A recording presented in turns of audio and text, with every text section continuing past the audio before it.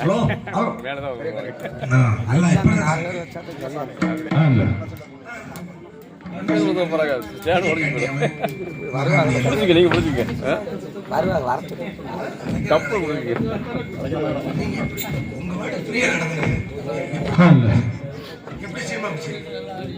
இப்பொழுது இந்த கோவையில் குறுகின்றிருக்கும் தொண்டர் சங்கர் மற்றும் மலைக்கு முன்னதாக பிறந்த வீர மகாமுனி அந்த ஒரு அறிவை இப்பொழுது இந்த மூலமுக நாடுகளுக்கு உங்களுடைய அருள் சக்தியை உங்களுடைய குழந்தைகளுக்கு காட்ட வேண்டும் தாயே. தாங்கள் இந்த குழந்தைகளை கட்டி காப்பது உண்மையாக இருந்தால் மூலமுக நாடுகளுக்கு நாங்கள் அழைக்கும் குரலுக்கு ஓடோடு வந்து காட்சி தர வேண்டும் அம்மா தாயே. தாயே பெரியக்கா இதோ அழைக்கின்றோம். உங்களுடைய அருள் சக்தி அழைக்க போகிறோம். ஆடி வர பெண்களை ஆண்களா இருந்தாலும் பெண்களா இருந்தாலும் மேடைக்கு விடுங்க. திருநீர் போட்டு நிறுத்திக்கிறோம். சாமி ஆடி வர்றவங்களா இங்க பிடிக்க வேண்டாம், மேடைக்கு விடுங்க. அவங்களோட கூட மட்டும் துணைக்க வாங்க. ஹலோ இந்த கீழே விழுந்தரா பார்த்து நாகமலை தோகமலை நாலு சுத்தி வீரமலை சுத்தி படந்தமலை சுமலைங்க காய்ச்சமலை கூவண்ணம் மலம் குறிஞ்சிமலை சோலை அந்த வீரமலை காட்டில் வெம்படி பாசவதம் தாய் பெரியக்கா அந்த உத்தமத்தின் ஒரு சொல்லு வாசி அருக்காணி நல்லதங்கையும் தொண்டர் சங்கர் புகழ் பெற்று அழைக்கின்ற சத்தத்துக்கு அருள்காட்சி கொடுத்து ஆடி வர வேண்டும் தாயை. உமைய வல்லவன் ஓடி ஓடி வர வேண்டும் அம்மா தாயே.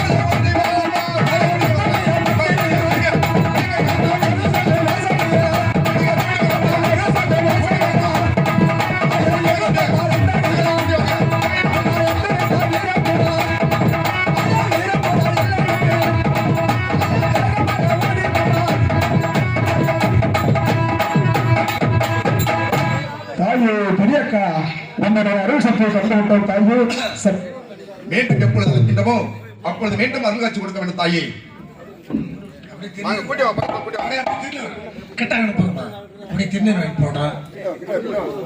அருள் வரும்போது விடாதீங்கம்மா, கீழே விடாதீங்க, கூட வாங்க. கொஞ்சம் பிடிச்சிங்க, சிரமம் தான் இருக்கு. அதுக்கு என்ன பண்றோம், நல்லா பிடிச்சுங்க பிடிச்சுங்க.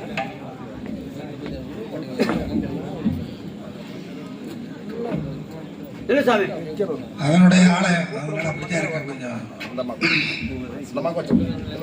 எல்லாரும் அவங்களுக்கு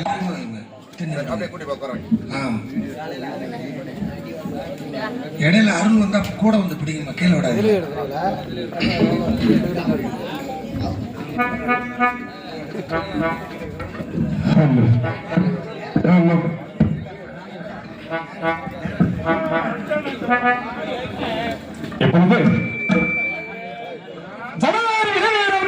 தன்னை சேர்ந்தால் தன் குலம் என்று சொல்வதெல்லாம் குறைகடல் வெறுப்பதுண்டு.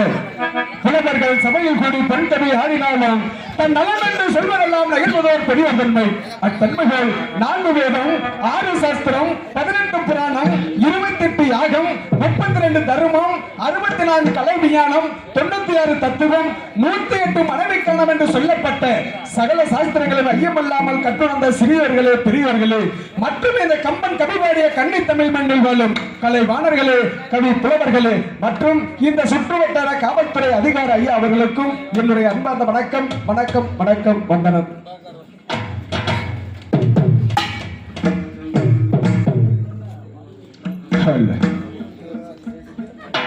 இருந்தாலும் இந்த பொன்ன சங்கர் என்பவர் எப்படி பிறந்தார், என்னவர் யாருடைய பிள்ளைகள் என்று எடுத்துரைக்க உங்கள் முன் ஆசைப்படுகின்றேன். இதோ நான் இந்த பொன்னர் சங்கர் பிறந்த கதையை நான் எடுத்துரைக்கின்றேன். அனைவரும் சொல்லி சாய்த்து கதை கொண்டு கேட்கும்படி தாழ்மையுடன் கேட்டுக்கொள்கின்றேன். நன்றி, நன்றி, வணக்கம். ஆனாடு பேனாடு அழகு பண்ணி வளநாடு, நெல்லி வளநாடு நீர் சோர்ந்த கோடாடு, பொன்னி வளநாடு புகழ் பெற்ற நம் நாட்டிலே என்னுடைய முன்னோர்களைய பாட்டன்மார் காலத்தில் ஆலத்தா கவண்டர் மகன் கோலத்தா கவண்டர், கோலத்தா கவண்டர் மகன் குன்னுடையார் கவண்டர், என்னுடைய தந்தை குன்னுடையார் கவண்டர், எனது தாயார் தாமர பெரியநாச்சி அனைவருமே அந்த மேல் தேசத்திலே வாழ்ந்து வந்தார்களாம்.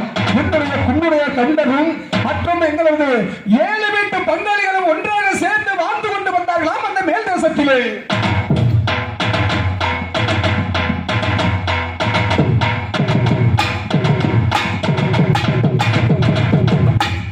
இந்த 7 வீட்டு பங்காளிகளோடு சேர்ந்து வாழ்ந்து வரும் தருவாயிலே என்னுடைய தந்தை குன்னுடையார் கவண்டருக்கு பகுதி நாடாகவும் அந்த 7 பேர் பங்காளிகளுக்கு பகுதி நாடாகவும் வாழ்ந்து வந்தார்களாம் அந்த மேல் தேசத்திலே. அப்படி வாழ்ந்து வரும் தருவாயிலே என்னுடைய தந்தை குன்னுடையார் கவண்டர் மீது இன்னவனுக்கு ஒருவனுக்கு பகுதி நாடு, நம்ம 7 பேருக்கும் பகுதி நாடா என்று என் தந்தை மீது பொறாமை கொண்டு என்னுடைய தந்தையை அடித்து விரட்டி விட்டார்களாம் எங்களுடைய 7 வீட்டு பங்காளிகளும். அப்பொழுது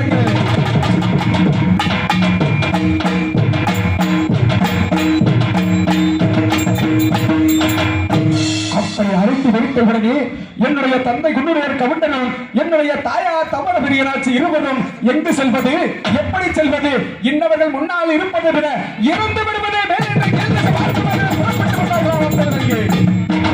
கீழ்திசை மார்க்கமாக புறப்பட்டு வரும் பொழுது இன்னவர்களுக்கு முன்னால் எப்படியாவது வாழ்ந்தே ஆக வேண்டுமே என்று எண்ணம் கொண்டு ஆதிசக்தி பாளையம் என்ற ஆதிசக்தி பாளையத்திலே வந்து தவிட்டு சட்டையார் இடத்திலே கூலிக்காகவும் பணத்துக்காகவும் ஆடு மாடுகளை மேய்த்து வந்தாராம் என்னுடைய தந்தை குன்னுடையார் கவண்டர்.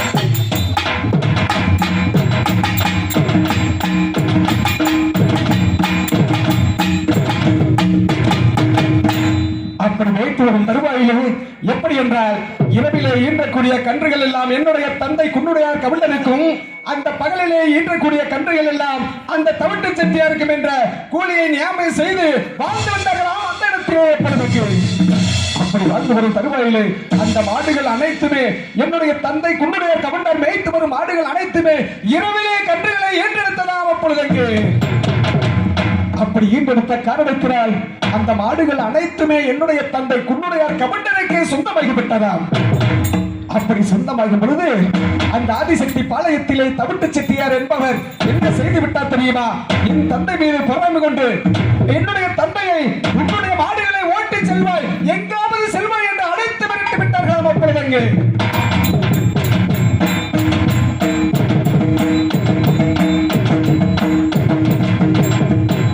எங்காவது சென்று பிழைத்துக் கொள்வாய் என்று விரட்டி விட்டார்களாம்.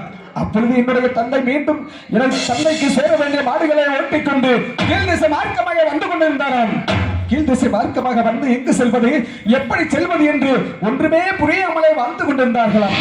அப்படி வாழ்ந்து வரும் தருவாயில் இந்த கீழ்திசை மார்க்கத்தில் வந்தவுடனே சோழ நாட்டிலே வந்து சோழ மன்னர் இடத்திலே என்னுடைய தந்தை இருவருமே அடைக்கலம் பெற்றார்களாம்.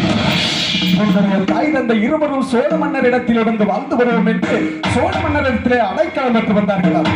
அந்த சோழ மன்னர் என்னுடைய தாய் தந்தை இருவருக்குமே அந்த இடத்திலே தங்குவதற்கும் இடம் கொடுத்தார்களாம். அப்படி இடம் கொடுத்தவுடனே என்னுடைய தந்தை என்ற எல்லையற்ற நாட்டிலே வாழ்ந்து வந்து கொண்டிருந்தார்களாம். இருந்தாலும் கூட என்னுடைய தாய் தாமர பெரியநாச்சி விரும்புகிறார். என்ன தெரிவித்தார் என்றால், சாமி என்னதான் வாழ்ந்து வந்தாலும் நமக்கு ஒரு மனிதனுக்கு சேர வேண்டியது 16 செல்வங்கள். இருந்தாலும் நமக்கும் 15 செல்வங்கள் தான் இருக்கின்றது. ஒரே ஒரு செல்வம் மற்றும் குறையாக இருக்கின்றது என்று அழுது புலம்பிக் கொண்டிருந்தார்களாம். அதாவது என்ன குறை என்றால் குழந்தை இல்லையே என்று அழுது புலம்பிக் கொண்டிருந்தார்கள். அப்படி புலம்பிக் கொண்டிருக்கும் பொழுது என்னுடைய தந்தை தெரிவித்தாராம், அம்மா தாமரையே எதற்காக அழுது புலம்பிக் கொண்டிருக்கின்றாய் என்று. உடனே சென்றார்களாம், அந்த திருவள்ளுவரிடத்திலே சென்றார்களாம். திருவள்ளுவரிடத்திலே சென்று ஜாதகத்தை புரட்டி பார்க்கும் பொழுது அந்த திருவள்ளுவர் தெரிவித்தாராம், அம்மா தாமரையே உனக்கு 3 குழந்தைகளுக்கு யோகபலன் இருக்கின்றது. இருந்தாலும் கூட 2 ஆண் குழந்தையும் ஒரு பெண் குழந்தைக்கு யோகபலன் இருக்கின்றது என்று தெரிவித்தாராம் திருவள்ளுவர். அப்பொழுது அந்த செய்தியை கேட்ட எனது தாய் தந்தை இருவரும் ஆனந்த மகிழ்ச்சியோடு வாழ்ந்து வந்து கொண்டிருந்தார்களா. அப்படி வாழ்ந்து வரும் பொழுது என்னுடைய தாய் தந்தை இருவரும் கோயில்களை கட்டினார்களாம், குளங்களை வெட்டி வைத்தார்களாம். அப்படி இருந்தும் கூட குழந்தை வரவில்லையே சாமி என்று ஒரு நாள் வேளையில் அந்த வடதேசமாகிய வாசல் பொன்னாம்பலம் தில்லை சிதம்பரம் திருவேலாங்காடு நடுத்திட்டு கைலங்கிரி நாகலோக கண்ணியிடம் சென்று காலை மதியம் அந்தி சாமம் அடுத்த ராத்திரி என்று பாராமல் கடும் தவம் செய்து வந்தார்களாம். அப்படி தவம் செய்து வரும் பொழுது பூலோகத்தில் பவனி வந்து ஈஸ்வரனர் வந்து என்னுடைய தாய் முன்னால் காட்சியளித்து, பெண்ணே தாமரையே எதற்காக என்னிடத்திலே அழுது புலம்பிக் கொண்டு வரம் கேட்கின்ற என்ன வரம் வேண்டும் என்று கேட்டாராம் அந்த ஈஸ்வரனர். அதற்கு என்னுடைய தாய் தெரிவித்ததாம், சாமி என்னுடைய பட்டூர் கோட்டையிலே அனைத்து செல்வங்களும் இருக்கின்றது, ஆனால் ஒரே ஒரு குழந்தை வரம் ஒன்று மட்டும் வேண்டுமே சாமி என்று கேட்டாராம். அதற்கு அந்த ஈஸ்வரனர் தெரிவித்தாராம், அம்மா தாமரையே உனக்கும் 2 ஆண் குழந்தையும் ஒரு பெண் குழந்தைக்கும் வரம் கொடுக்கின்றேன் சென்று வருங்கள் என்று தெரிவித்தாராம் அந்த ஈஸ்வரனர். ஆனாலும் கூட அந்த ஈஸ்வரனர் என்ன தெரிவித்து விட்டார் தெரியுமா? அந்த குழந்தைகளாகப்பட்டது எப்படி பிறப்பார் என்றால் குருடு மொட்டை முகம் சம்பனையாகத்தான் பிறப்பார் என்று தெரிவித்தாராம் அந்த ஈஸ்வரனர். அதற்கு என்னுடைய தாய் கேட்டதாம், என்ன கேட்டதென்றால் அன்று பிறந்து அன்று அழிந்தாலும் சரி ஒரு அழகு ரூபண்யமான குழந்தைகள் வரமாக வேண்டும் சாமி என்று ஈஸ்வரனிடத்திலே வரம் கேட்டதாம். அப்படி என்றால் தாமரபடிகளாட்சியை அப்படி உனக்கு அழகான குழந்தைகள் வேண்டுமானால் அன்னவருக்கோ வயது 16 வாழ்வு 90 முடிந்துவிடும் என்று தெரிவித்தார்.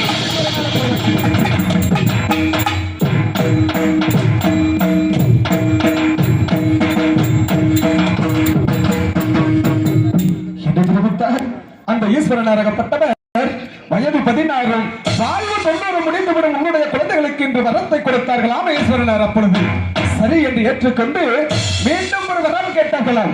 அது என்ன வரம் என்றால், என்னுடைய அத்தையான அரியனாட்சி சில நாட்களுடைய குழந்தை இல்லாமலே இருக்கின்றார், அன்னவர்களுக்கும் ஒரு குழந்தை வர வேண்டும் சாமி என்று கேட்கும் பொழுது அன்னவர்களுக்கு ஒரு ஆண் குழந்தை அத்தவர்கள் எப்பன் அம்மன் பெருமாள் செய்ய பெருமாள் சபைக்கேற்ற வைத்துமார் பிறப்பார் என்று தெரிவித்தார்கள். அதற்கு பிறகு எங்களுடைய பட்டூர் கோட்டையிலே வேலை செய்யக்கூடிய காரா பயிற்சியான வயிற்றிலே ஒரு சில குழந்தை வர வேண்டும் சாமி என்று கேட்கும் பொழுது அதற்கு அந்த ஈஸ்வரன் தெரிவித்தாராம், அம்மா தாமரையே உன்னுடைய அரண்மனையில் உள்ள அனைத்து ஜீவராசிகளுக்கும் வரம் கொடுக்கின்றேன் பெற்று செல்வா என்று தெரிவித்தாராம் அந்த ஈஸ்வரன். சரி என்று ஏற்றுக்கொண்டு என்னுடைய தாய் தந்தை இருவரும் ஆனந்த மகிழ்ச்சியோடு பட்டூர் கோட்டையிலே வந்து மிக சந்தோஷமாகவே வாழ்ந்து வந்தார்களாம். அப்பொழுது அங்கே அப்படி வாழ்ந்து வரும் தருவாயிலே நான் சில நாட்களை கழித்து அந்த ராசி பொன்னாம்பலம் அருளால் பிறந்த எனக்கு பொன்னர் என்று நான் பிறந்து விட்டேன். அதற்கு பிறகு என்னுடைய தம்பி சங்கரன் அருளால் சங்கர் பிறந்து விட்டார், அத்தவளை அத்தான் பிறந்தார், வையமலை சாம்புகளும் பிறந்து விட்டார்கள். இருந்தாலும் நாங்கள் இருவரும் பிறந்ததற்கு பிறகு எங்களுடைய தன் கைக்கு பதிலாக தந்தை என்று உத்தம வந்தனை ஒரு சொல்ல வாசகம் பிறந்து விட்டார். அப்பொழுது ஐம்பதன் பிறந்து இந்த நெல்லிவள நாட்டு கோட்டையிலே சந்தோஷமாகவே வாழ்ந்து வருகிறோம் அந்த சோழ நாட்டிலே.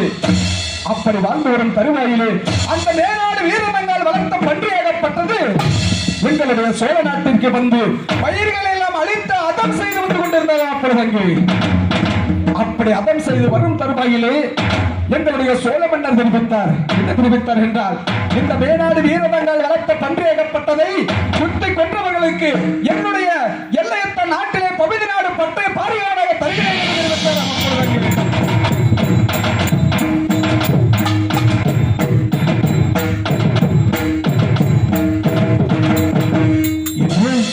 இந்த பன்றியை குத்தி கொன்றவர்களுக்கு இந்த நாட்டு நாட்டிலே பகுதி நாடு பட்டய பாரிகாவலாக தருகிறேன் என்று சோழ மன்னர் தெரிவித்தார். ஆனால் அந்த பன்றியோ எப்பேற்பட்ட பன்றி என்றால் 60 பாக நீளமுள்ள பன்றியாகவே இருந்ததாம் அப்பொழுது அங்கே. அப்படி இருக்கும் பொழுது உடனே சென்றார்.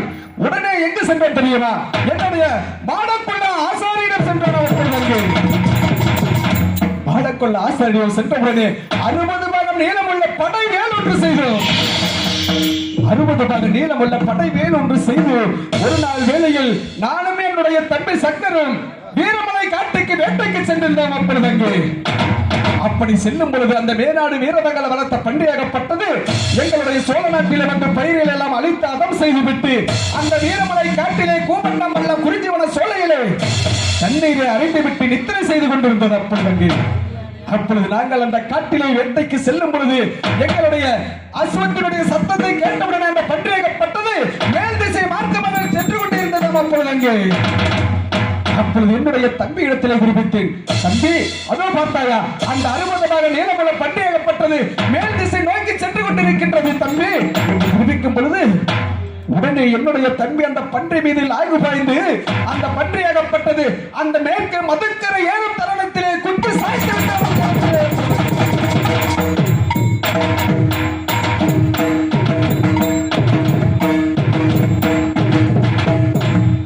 அந்த பன்றியை குத்தி சாய்த்தக்க விவரத்தை நான் எங்களுடைய சோழ மன்னர் இடத்திலே தெரிவித்தோம்.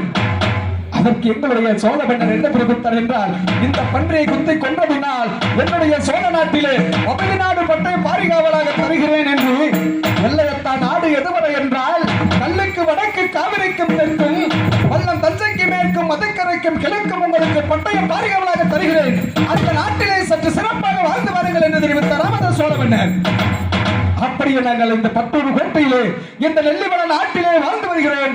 ஐவருமே அப்படி வாழ்ந்து வரும் தருவாயிலே என் மீது என்னுடைய தங்கை மீது பொறாமை கொண்டு அந்த மேநாடு கொங்கு 24 கோணோடு 32 நாட்டார்கள் ஒன்றாக திரண்டு என்னுடைய அருக்கானை நல்ல தங்கையை சிறையெடுத்து வருவதாக பலமுறை படையெடுத்து வந்தார்கள். ஆனால் அண்ணவர்களை மதுக்கரைக்கு மேற்கே விரட்டிவிட்டோம். இப்படியெல்லாம் இருக்கும் தருவாயிலே ஏதோ நேற்றைய தினம் அந்த மேல் தேசமாகிய செக்கணம், திருக்கணம், மறிக்கொழுந்து, மார்வேந்தர் மாணிக்க தட்டாவத்தை வெற்றெடுத்த செப்பகுளம் ஆசாரியர்கள் எங்களுடைய சுகசோழ அரசருக்கு பொன் அளப்பதற்கு பொன் மரக்காலும் தங்கம் அளப்பதற்கு தங்க மரக்கால் கொண்டு வந்தேன் என்று என்னுடைய பட்டூர் கோட்டையின் வழியாகவே வந்தார். அப்படி வரும் தருவாயிலே கதிரவன் அஸ்தமான படியினால் சாமி பொன்னாண்டவரே, இன்று இரவு இந்த பட்டூர் கோட்டையிலே தங்கியிருந்து விடுத்து செல்கிறேன் என்று அண்ணவன் என்னிடத்திலே அடைக்காலம் கேட்டான். ஆனால் அண்ணவனுக்கு நான் தங்குவதற்கும் இடம் கொடுத்தேன். அது மட்டும் அல்லாமல் அண்ணவன் கொண்டு வந்த மரக்காலை என்னிடம் கொடுத்து பத்திரமாக வைத்திருந்து விழுந்தவுடன் மரக்காலை கொடுங்கள் என்று என்னிடத்திலே மரக்காலை கொடுத்திருக்கின்றான். ஆனால் அந்த மரக்காலை நான் வாங்கும் பொழுது என்னுடைய உத்தமாபத்தின் ஒரு சொல் வாசகம் தெரிவித்தது. அண்ணா, இந்த மரக்காலை வாங்க வேண்டாம், இந்த மரக்காலை வாங்க வேண்டாம் அண்ணா. அந்த மரக்காலை வாங்க வேண்டாம் அண்ணா என்று தடுத்துக் கொண்டிருந்தது. அம்மா தங்கமே, நம்முடைய பட்டூர் கோட்டையை தேடி வந்தவரை, நம்மை நாடி வந்தவர்களை ஆதரிப்பதுதான் நம்முடைய வழக்கம். அதனால் அண்ணவன் கொண்டு வந்த மரக்காலை வாங்கி என்னுடைய தூண்டா மணிமலக்கரிய மண்டபத்திலே வைத்திருக்கின்றேன். அப்படி வைக்கும் பொழுது என்னுடைய தங்கை என் மீது கோபித்துக் கொண்டு என்னுடைய கோட்டைக்குள் சென்றிருக்கின்றார். என்னுடைய தங்கைக்கு நான் புத்திமதிகளை சொல்ல வேண்டும். அதற்கு பிறகு விடுத்த பிறகு அந்த செம்பவனம் ஆசாரியருடைய மரக்காலை நான் எடுத்து தர வேண்டும். இதோ பார்த்து வருகிறேன், என்னுடைய தங்கையை பார்த்து வருகிறேன்.